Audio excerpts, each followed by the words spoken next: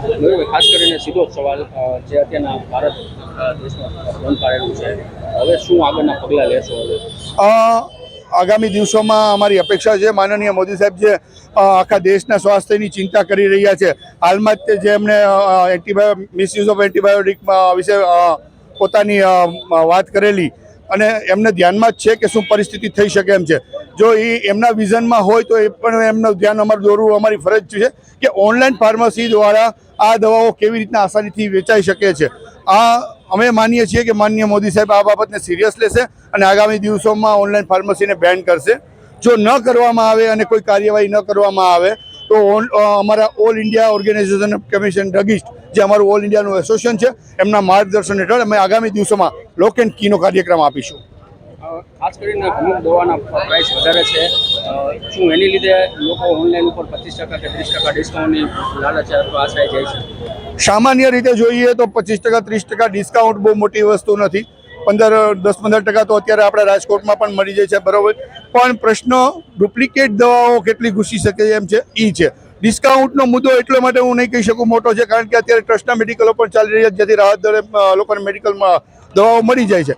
તો પણ કહેવાની વસ્તુ કે આ સસ્તી દવા લેવાની લહાઈમાં અને સસ્તી દવા વેચવાની લહાઈમાં ડુપ્લિકેટ દવાઓ કેટલી ઘૂસી શકે એમ છે, એક મોટો ભય છે અને આ ભય અમારે ગવર્મેન્ટ સુધી પહોંચાડવો એ અમારી જવાબદારી છે. તો તમે જે ફાર્મા ફિલ્ડ આપણું જે ડોમેસ્ટિક ગ્રુપ છે, બરાબર, આવનારા સમયમાં કોઈ એવી વસ્તુ કરશે કે લોકોને સાચી ખબર પડે, માહિતી આવી હતી? અમારી ગવર્મેન્ટને રજૂઆત કરેલી છે અમે ઓલરેડી કે ક્યાંક ને ક્યાંક કોઈ એવી વસ્તુ હોવી જોઈએ સ્ટ્રીપ ઉપર કે દવાઓ ઉપર કે જેથી કરીને લોકો સ્કેન કરીને એમને ઓળખી શકે કે આ દવા ઓરિજિનલ છે કે ડુપ્લિકેટ છે. આજની તારીખમાં ડુપ્લિકેટ દવા પકડવા માટેનું કોઈ પ્રાધાન્ય આપણા દેશમાં છે નહીં. ગવર્મેન્ટ પાસે પણ ડુપ્લિકેટ દવા કઈ છે અને કઈ નહીં, જ્યાં સુધી લોકો રિસર્ચમાં ન લે ત્યાં સુધી એને ખબર નથી પડતી કે આ દવા ડુપ્લિકેટ છે કે ઓરિજિનલ છે. તો જો ગવર્મેન્ટ ડિસિઝન ન લઈ શકતી હોય તો આમ જનતાની બિચારાની કેપેસિટી કેટલી? એટલે અમારું પ્રાધાન્ય એટલા માટે જ છે કે ઓનલાઈન ફાર્મસી એક એવી વસ્તુ છે કે જ્યાંથી ડુપ્લિકેટ દવાઓ આસાનીથી ઘૂસી શકે છે. તો આને તાત્કાલિક રોકી અમારા પ્રયત્નો એવા છે કે લોકો સુધી ડુપ્લિકેટ દવાઓ પહોંચે જ નહીં, તો એને વિચારવાનો કે સમજવાનો સમય આવે. જો એના સુધી એને એ આરામથી અને કોન્ફિડન્ટલી દવા લે એવા પ્રયત્નો અમારા થઈ રહ્યા છે. સત્યન પટેલ, ઉપપ્રમુખ the federation of Gujarat chemist and druggist association, elected member Gujarat state pharmacy council. ખાસ કરીને જે ઓનલાઈન વેચાણ થઈ રહ્યું છે તેને લઈને આજે બંધ પાડવાનું છે, શું કહેશો એના વિશે? ઓનલાઈન ફાર્મસીની અંદર જે ડુપ્લિકેટ દવાઓનો કારોબાર થઈ રહ્યો છે, આપણા દેશ બાંધવોના સાથે જે સ્વાસ્થ્ય સાથે જે ખિલવાડ થઈ રહ્યો છે, એને હિસાબે અમારી કેમિસ્ટોની, ભારતભરના કેમિસ્ટોની આંતરડી કકડી ઉઠે છે અને જે અમારી અંતરની વેદના છે, અમે વારંવાર રજૂઆત કરી છે અને હવે અમારી અંતરની વેદના બહાર આવી છે કે ભાઈ આ ચલાવી લેવાય નહીં. એટલે અમે એક દિવસની પ્રતિક હડતાલ ઉપર છીએ. જે રીતના ઓનલાઈન ફાર્મસીની અંદર ડુપ્લિકેટ દવાઓ અને સ્પ્યુરિયસ દવાઓનો માતબર પ્રમાણમાં જે જથ્થો પકડાય છે ને, એ ખરેખર આપણને કાળજું કંપાવી દે છે, આપણા રૂવાડા ઊભા થઈ જાય છે કે આંતરડી કકડાવી દે છે કે આ વસ્તુ બહુ ખરેખર ખોટી થઈ રહી છે. આપણા દેશ બાંધવો સાથે, સ્વાસ્થ્ય સાથે ખિલવાડ થઈ રહ્યો છે અને જે બિગ પ્લેયરો કહેવાય, જે બિગ કોર્પોરેટરો કહેવાય, આ બધા જે સસ્તું આપવાની લાલચમાં ડીપ ડિસ્કાઉન્ટ આપવાની લાલચ આપી અને આપણા દેશ બાંધવોના સ્વાસ્થ્ય સાથે ખિલવાડ કરીને પોતાનો કારોબાર ચલાવે છે. યુવાધનોને નશાના રવાડે ચડાવે છે. ત્યાં આસાનીથી નશાની દવાઓ ઉપલબ્ધ છે, ગર્ભપાતની દવાઓ ઉપલબ્ધ છે.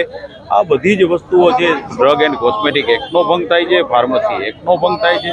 તમામ કાયદાઓનું સરેઆમ ઉલ્લંઘન થાય છે અને લોકોના સ્વાસ્થ્ય સાથે ચેડા થાય છે, જે કાળજું કંપાવી દે છે, આંતરડી કકડી ઉઠે છે. એટલા માટે થઈને અમે ઓનલાઈન ફાર્મસી બંધ કરાવવા માટે થઈને એક દિવસની પ્રતિક બંધમાં છીએ.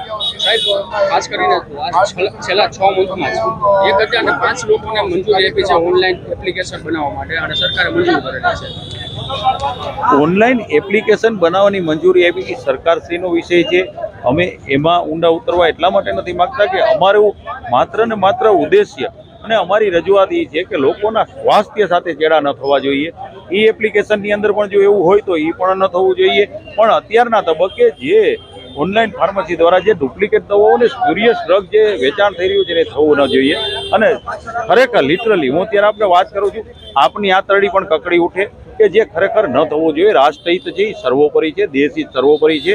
અને આપણા લોકલાડીલા આપણા ગુજરાતના વનોતા પુત્ર આપણા વડાપ્રધાન શ્રી નરેન્દ્રભાઈ મોદી સાહેબ આ ઉપર ચોક્કસ ધ્યાન દેશે. અમે આશ્વસ્ત છીએ અને અમને પૂરી શ્રદ્ધા છે કે આનો તાત્કાલિક અને સુખદ ઉકેલ આવી જશે. સાહેબ, તમને શું લાગે છે માણસો સસ્તી દવાની લીધે ઓનલાઈન કરે છે કે ફ્રોડ થાય છે? તમે બોલ્યા ફ્રોડ થાય છે, ખોટી દવાઓ આવી જાય છે, છતાં પણ લોકો ઓનલાઈન ઉપર ભરોસો વધારે સસ્તી દવા છે ને ઓનલાઈન ઉપર ભરોસો લોકોને એટલા માટે નથી કે એ ઓનલાઈન છે, એટલે માણસોને ભરોસો જેવી વસ્તુ એટલા માટે નથી એના ઉપર, પણ માત્ર ને માત્ર જે લલચામણી લોભામણી જાહેરાત આપવામાં આવે છે, બિગ ડિસ્કાઉન્ટ આપવામાં આવે છે, જે વાસ્તવિક શક્ય જ નથી. આજે હું તમને એક ઉદાહરણ તરીકે કહું કે તમે શૂઝ મગાવો, કપડાં મગાવો, બરાબર, અને 35, 40, 50% ડિસ્કાઉન્ટ આપે તો ફર્સ્ટ કોપી અને ડી આવે છે, આપણને બધાને ખબર છે. તો એવું જ વસ્તુ, એવી જ પરિસ્થિતિ દવામાં પણ નિર્માણ થાય છે. અને આ લોકોને જરાય એની આંતરડી કકડતી નથી ડુપ્લિકેટ દવાઓ કે સ્પુરિયસ દવાઓમાં ધાબળવામાં. હું તો ત્યાં સુધી કહું કે કોઈ પણ જગ્યાએ બિગ ડિસ્કાઉન્ટ મળતું હોય તો સસ્તું એટલું સાચું હોતું નથી, સસ્તું એટલું સારું નથી હોતું. હું આપણા દેશ બાંધવોને માત્ર એટલી જ અપીલ કરીશ કે કોઈ પણ જગ્યાએથી ડિસ્કાઉન્ટમાં માલ મળતો હોય તો 100 વાર ચેતજો, તરત જ તમારા મગજનો એલાર્મ બગાડજો કે આ વસ્તુ આપણા સ્વાસ્થ્ય માટે ખરાબ છે, આપણા માટે હાનિકારક છે, આપણા માટે જોખમકારક છે, આપણે અહીંથી પગથિયું ઉતરી જવું જોઈએ. પછી લોકલ મેડિકલ સ્ટોર હોય કે ઓનલાઈન મેડિકલ સ્ટોર હોય, કોઈ પણ જગ્યાએ છે ત્યાંથી આપણે હટી જવું જોઈએ કે સાચું સસ્તું એટલું સાચું અને સસ્તું એટલું સારું નથી.